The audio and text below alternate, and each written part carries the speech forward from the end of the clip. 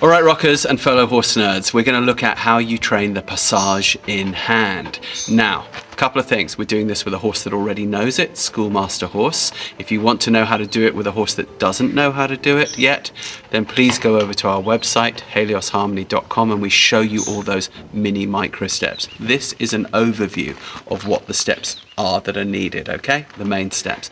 Second thing, we're going to do this in 7 parts so that you can see what we need to do for the front legs, for the shoulders, for the back legs, for the rhythm, for all of these things. And we're going to look at these things in a sequence. It's just normally how I train it in that sequence. Okay, so that's the second thing.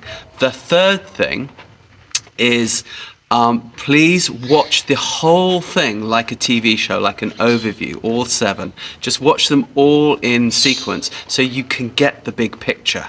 And then later we can scale back and say, okay, how do we address each of these individual parts? All right, so that's how we're structuring it. 7 parts. Let's go.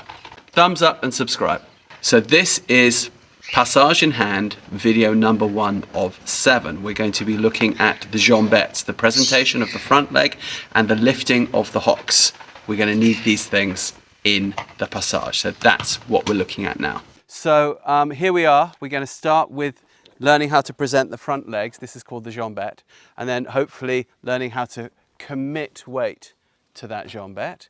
And we're also going to look at how to raise the hind legs, the jambettes behind, from the hock. Now you're going to see a lot of tail swishing today. I'm sorry, there's a lot of flies. So please, before you all jump down my throat saying, your horse is swishing his tail. I know, I'm sorry, I apologize. Now, before we head into this, there are many approaches to the passage, and no one of them is correct or incorrect.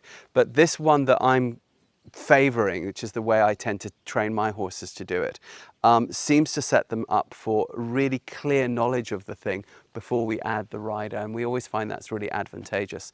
And then we can also use it as a really fun in-hand exercise as well. So that's my 2 cents. It also strengthens the shoulder, it strengthens the loin, it's fun, and it gives the horse a chance to sort of show their kind of na kind of energy, which is really what the passage is when it's done in nature.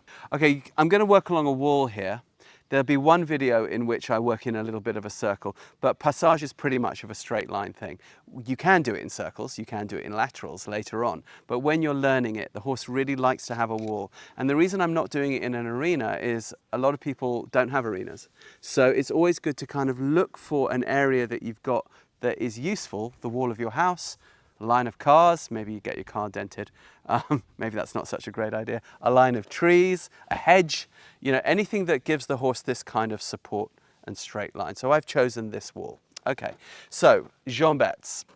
The first thing is I'm going to touch him behind the knee. Now bear in mind, this horse, there we go, he does know this. He has been trained through this whole sequence. So again, please forgive me for showing this with a trained horse, but for an overview one has to. If you want to learn how to do all the micro steps for this, and there are many micro steps, please go to our website, heliosharmony.com. It's all on there. Okay, so I touch behind here and I get the horse to move forward like that. So it behind the knee. That's it. Then, if the horse is comfortable on that side, well, of course, I'd like to try the other side. So there we go. That's it. Okay. If the horse is comfortable with those two, I'd like to try the hock. So I'm at about 45 degrees here because I don't want to get a cow kick accidentally. And I just touch the inside of the hock. There we go. And I want him to be able to just lift that for me. Can you lift that for me? There we go. And the other one. Can you lift that for me? Super. So we've kind of got the basic here of what's going to happen in the diagonal pattern. Now I want to see if I can get him to commit to moving forward. So here we go. Just with one step. Or one leg. There we go, with the inside. The inside. He's going to offer the... Okay, now did you see he offered that other leg, but I didn't ask for it.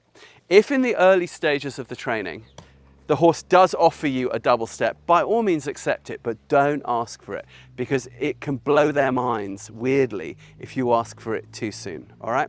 So this is just the horse coming forward and lifting and committing weight and committing weight just on the one side and committing weight. Good. A couple of steps is enough. Now, do you notice how, as I do that, I dwell here a little longer behind that knee, a little longer, just to get that forward motion. I'm not really pulling, I'm sort of tickling. All right, now let's say we've been doing this on both sides for a week or two, if you are able to work fairly regularly with your horse. Now I'm going to show you how you ask for that other front step.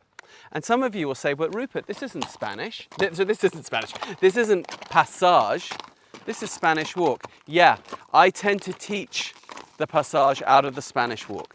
Now, I do know that for you competition riders who don't want to risk a step of Spanish walk in a competition, you will probably need another approach, but this is the most direct way that I know, okay? So now I'm going to ask him to lift and come forward, just the inside leg. Lift and come forward, I'll do one more, and then I stop and I ask for that outside leg. There we go. That's it, thank you. And I'm just happy and content with that. All right. Now, another thing which I want to be able to do is get him to lift those back legs walking forward. So how do I do that? I have to angle my body so I can reach them. I need to be able to reach them like this, okay? So I have my pony come forward and I ask him to, that's it. There, good, super.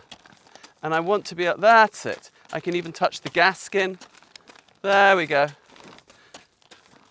Super, thank you. So I've put in the building blocks here, okay? Now let's go to the next video and see how we develop them to the next stage. Okay, so we've explored the Jambettes, front and back. Now we need to learn how to establish the piaffe, because if you don't have a piaffe, you haven't got the right rhythm to go forward into the passage. So that's what we're doing next. If you found this interesting or educational, please thumbs up, subscribe. You'll see there's a thank you button below. If you send us a few bucks, we can make more of this content. And if you want to learn more how to do it with a horse that doesn't know it at home, please go to our heliosharmony.com website and join up, and we can show you all the micro steps there. And if you want to come and play with our ponies and have fun learning all this old master system stuff so that your pony has fun and you have fun, again, send us an email on that website and we'll make a plan.